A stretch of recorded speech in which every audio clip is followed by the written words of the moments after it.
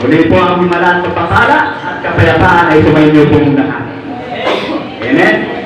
So tayo ngayon po ay magpapasalamat sa ating nakilang Diyos na buhay sa loob ng isang linggo na atin pong naranasan ang kabutihan ng Panginoon ay dapat po natin na ipagpasalamat sa matotoo sa ating nakilang Diyos na buhay. Amen? Minsan pa ay palapakan po natin ang buhay ng Diyos. Sabay-sabay po. So, samahan niyo po ako sa pagbabasa po ng Biblia sa Mateo chapter 5 verse 16. So, ganito po ang ating marinig mga kapatid. Gayon din naman, dapat ninyong paliwanagin ang inyong ilaw sa harap ng mga tao upang makita nila ang inyong mabubuting gawa at papurihan ang inyong Ama na nasa langit. So pagpalain ng Diyos sa pagkabasa po ng kanyang banal na salita. Malinaw po ang sinabi po ng Biblia bilang Kristiyano sa ating panahon ngayon na mula ngayon hanggang ngayon na ating pong narinig, napakinggan po ang salita ng Diyos. Amen? Na ating nakita at ating pong naranasan sa ating Panginoon. Dapat daw po na ito po ay paliwanagin. Amen? Yung mabubuti pong ginawa ng Diyos sa buhay po natin, kailangan pong maliwanag po yun. Makita ng marami nang sa gayon ay maraming magpatutuo dahil sa naranasan sa ating Panginoon na bubuti. Amen? Masaya po ba ang lahat? Amen. Palakpak na po yung masaya. Yan. Dapat po lagi tayo masaya. Sa lahat ng oras ng panahon. Amen? So ano po ang ating naranasan sa ating Panginoon, ito po ay dapat natin na pasalamat sa ating Panginoon sapagkat ang lahat ng ito, kapag narinig ng Diyos at ating pasasalamat, siya po'y masaya. Amen? Amen? Amen. So tayo po papasalamat, unahin ko muna po yung mga babae.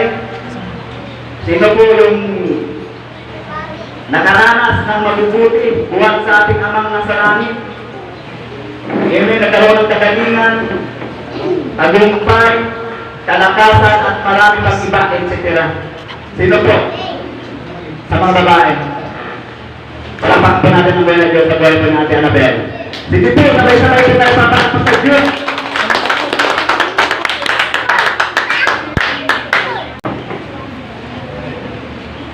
Ang mapagpalang yung nabago sa atin lahat. Ang pinapasalamat ko lang po kay Lord yung mga kalakasan ko sa pamilya ko sa anak ko. Tsaka yung blessing ko na binibigay po niya sa akin na hindi po siya nagsasawa. Alam ko po na may pagmumulan po ako sa kanya pero hindi po siya nagsasawa na binibigay po sa akin. Tsaka pinapasalamat ko lang po kay Lord na hindi po niyo alam po yung sa loob ng bahay namin. Nung nakakaang linggo lang po mayroon po isang pagsubok na dumating sa buhay ko. Hindi ko po akalain na babanggit niya yun sa sarili niyang anak. Kasi kung pinapagkamali, nagdadalawang isip po ako noong time na narinig ko yung pagkamali ng anak niya. Nabanggit po niya yung pag ako nabusin, papatayin ko kayo. Hindi ko po lubos maisip yun. Kaya, pinapasalamat ko po kay Lord na yung binigay po niya sa aking pag-uunawa, yung pagpapatawad, doon ko po natutunan na kailangan pala ako magpatawad. Kailangan ko pala yung lakasan ko yung Lord ko. Kasi ako po yung tipong tao na pumapatol. Kaya yun po yung natutunan ko sa church na kailangan para magpapakumbaba ako. Para hindi po lumaki. Kaya yun po yung pinapasalamat ko kay Lord na binigyan po niya ako ng pag-uunawa ng may haba-haba. Kaya yun po yung pinapasalamat ko po kay Lord sa araw-araw ng ginawa ng Diyos sa buhay ko na natuto ako. Pati yung galit ko, hindi po ninyo alam na grabe po ang galit sa loob ko. Kasi alam po ninyo yung may tao po nagkasala sa akin na sabi ko na hindi ko siya mapapatawad kahit mamamatay ako. Pero natipay lang ko sa inyo nung tumawag yung tatay ko. Sabi ko, nasaan pala Ang sarap pala pag nagpapatawad ka. Ang sarap na pakiramdam. Natutunan ko yung kapayapaan. Sabi ko, binigyan ako ni Lord na kapayapaan. Kasi ito ako magpatawad. Ngayon lang po, salamat sa Panginoon. Amen. Ito yung kapakot sa babae. Palapakan mo natin ang may nagbabae ng mga guys.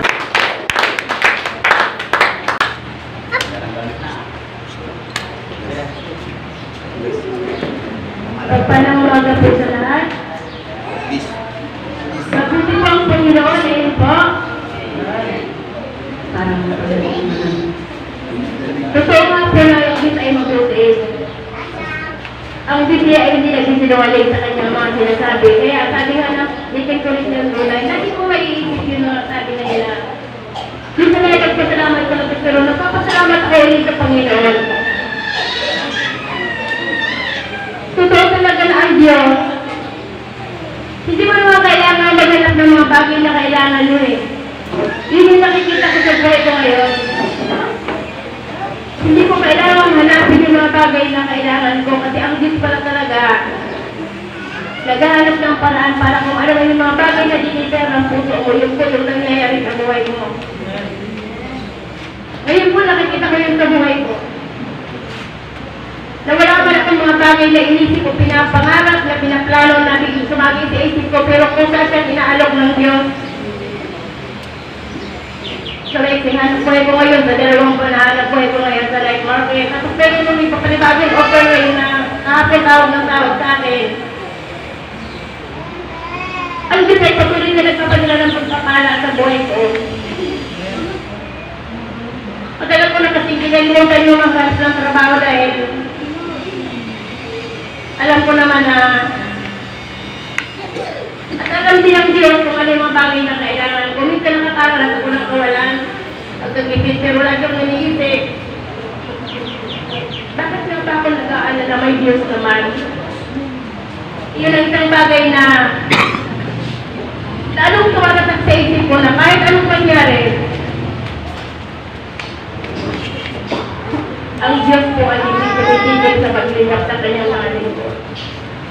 Maraming salamat sa Lord sa mga magpaparang biyaya na patuloy din pinapakita sa akin. At higit sa lahat, maraming mga problemang dumarating pero ang Diyos naroon para pumayapa. Sa Diyos po ang kapurihan. Salamat sa Lord. Amen. Bagamat nakakalang sa mga pagsubok, kalungkutan, hindi ibig sabihin na nalulungkot tayo sa mga bagay-bagay, no, na mga lalahanin. Amen? O hindi man siya nagkahanap ng trabaho ngayon, pero may sinulungkot siya, sinalalago ng Diyos yun, sinagpapasalamat ngayon. Salalamin na po tayo. Sino po talaga siya magpapasalamat sa atin na kailang Diyos na buhay? Salamat po natin ang buhay ng Diyos sa buhay po ni Brother Boy.